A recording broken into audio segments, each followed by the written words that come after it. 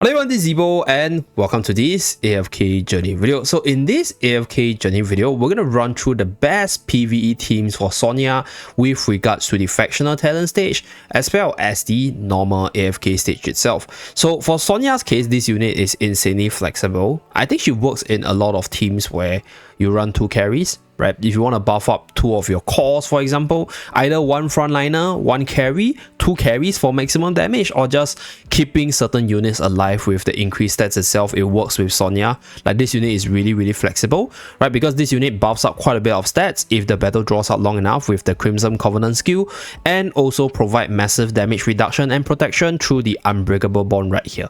So this allows the units being linked to her to have some sort of increased survivability and damage sharing between each other, and she also has pretty decent sustain on her own. So she's not exactly the tankiest unit, but after she uses her ultimate, she will be able to do damage as well as heal herself up with the Supreme Plus skill over here, and then benefit from the additional stats from the Covenant over here.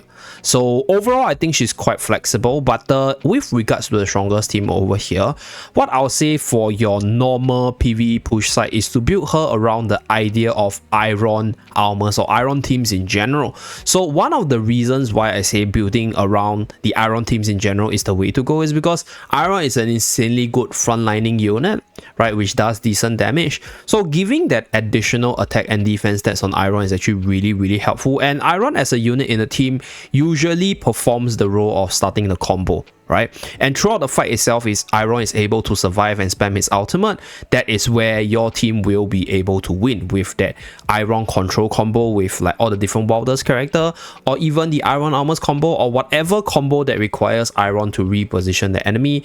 That's where increasing the stats on Iron is really helpful, right? So the next unit to go with Iron is obviously the Iron Armors, which is the Armors part of the kit. So this gives you the insta control, the frontlining power, as well as the backline control should Armors fall in battle itself. And we lastly include the last 2 units, which is Tasi as well as Thermasia. So Iron Armors Thermasia goes really well together for their insane chain combo potential. You pull everyone in and then you root everyone in the Armors EX weapon, and Thermasia just stampedes over everyone. And on top of that, if you run Thermasia with Sonia over here, you have this 3-2 bonus, provided you feature another Wilders character as your carry. So for this slot, the carry slot, I'm actually using Tasi, but I think for this carry slot, you can use Arden, you can use Lily May as well. So depending on your own hero collection, depending on whether or not you want that factional bonus, this very last slot I'll say is flexible. So I chose Tasi for the factional bonus because I want that 3-2. And if you don't have Tasi, then I think Lily May would be something that most people would be looking at. So I put Tasi here is because I want a whole lot of control to hold the enemy in place, right? So we have control from Iron Armors, we have control from Thermasia as well as Thermasia Armors, we also have control from Sonia from the 3rd skill over here, and we also have control from Tasi's ultimate, and it's an AoE one. So Tasi being a hyper carry benefits a lot from the bonus stats given by Sonia as well, making this really comprehensive control frontlining team. So this whole team will be running towards the enemy side, and that's where we are going to use the frontline spell over here to give us the massive stat gain, the life drain, as well as the damage and damage reduction boost from the banner ability itself. So without further ado, let's showcase this team's performance. So Iron pulls everyone in, and then because we pull everyone in, all our units will be charging towards our enemy side of the battlefield to proc out our frontline spell over here. So all the units are there and they benefit from the additional damage buff as well as damage reduction buff. So Sonia has her own self-heal, so that's why we don't need that much, I'll say, like healing in the team. In a sense, Tasi can actually kill the enemy and then revive herself there. Iron with the shielding ability as well as the stat buff and damage reduction from Sonia is able to survive better. Armors is there for that frontlining power while providing the shield for whatever frontline once he goes into the backline.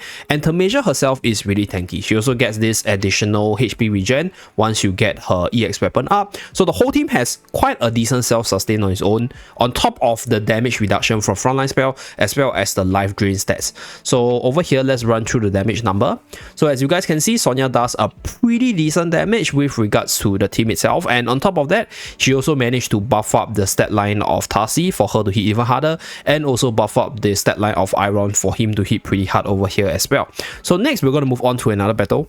So this time around we are going to remove Tarsi and put in another carry, I guess. So I'll use Lily May in this one. So Lily May is not, I'll say, like that strong with frontline spell, because there are times where she just doesn't step into the enemy's territory, but I think it's perfectly fine because let's see, I think, yep, should be good. So we go with this one. So same idea, we pull everyone in.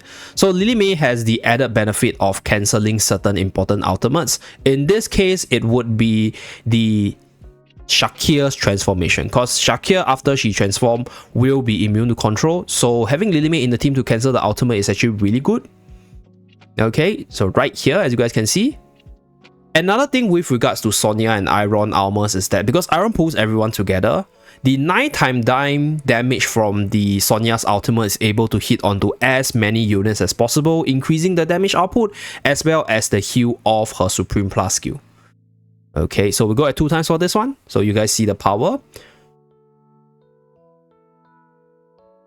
So we will do one more for the normal AFK stage side before moving to the factional talent side. Okay, so for the other try, what I'm going to do is I'm going to change things up. I'm still going to use Iron together with Sonia because I think the synergy is just way too good. And then we are going to feature a new tank, which is Luca.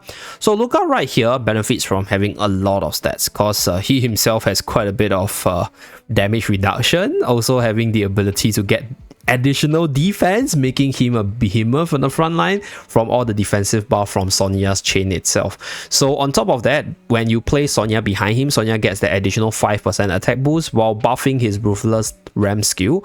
So this Sonia with Luca combo has proven to be quite strong even in the PvP side based on my own testing itself. So we'll go with this one, and then we use Iron here to control pull everyone in. I think we need a little bit more damage.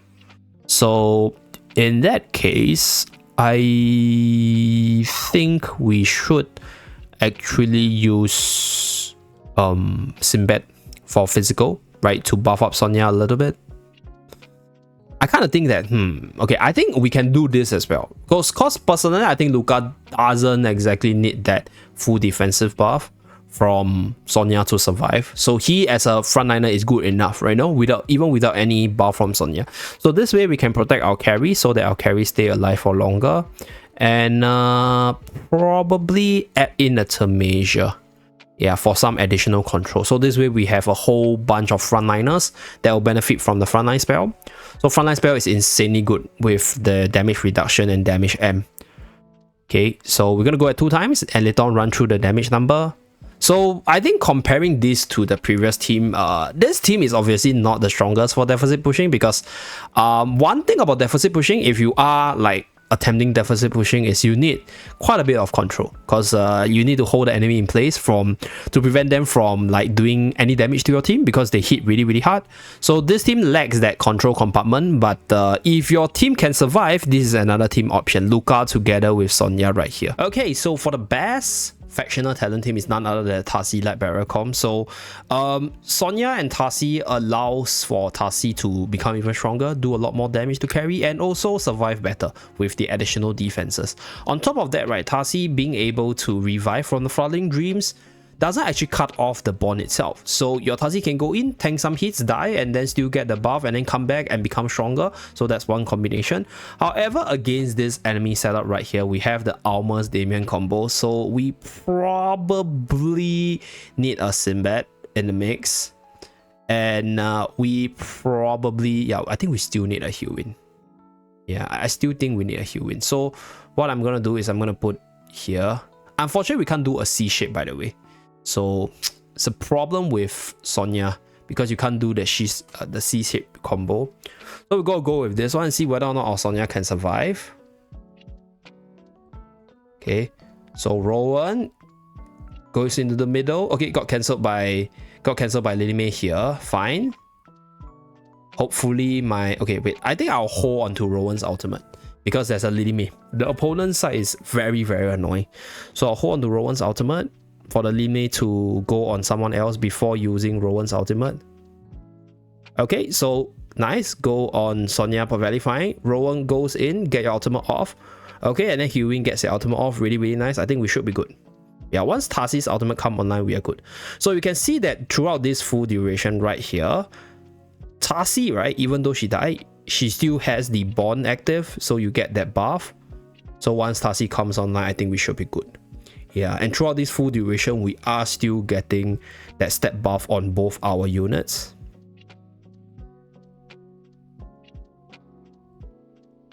So additional attack on Hewin will give you more heals as well, providing for the sustain. So I think we should be able to auto this, because Sinbad should be able to allow us to deal with the armors a lot better. Okay, with Sonia as the secondary carry. Okay, all is looking good. Should be able to clear this. Yeah, this Damien and Almas combo is really, really disgusting for AFK stages. For those of you guys who understand what I mean. Okay, we're done with the armors, so we are good. Okay, we're done with this battle, and let us run through the numbers. Okay, Tarsi hyper carry.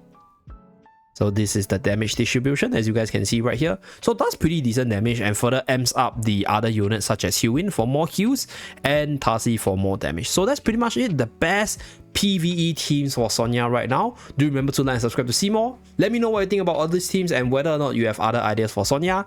Thank you very much for watching, and I'll see you guys again in my next video. Bye guys!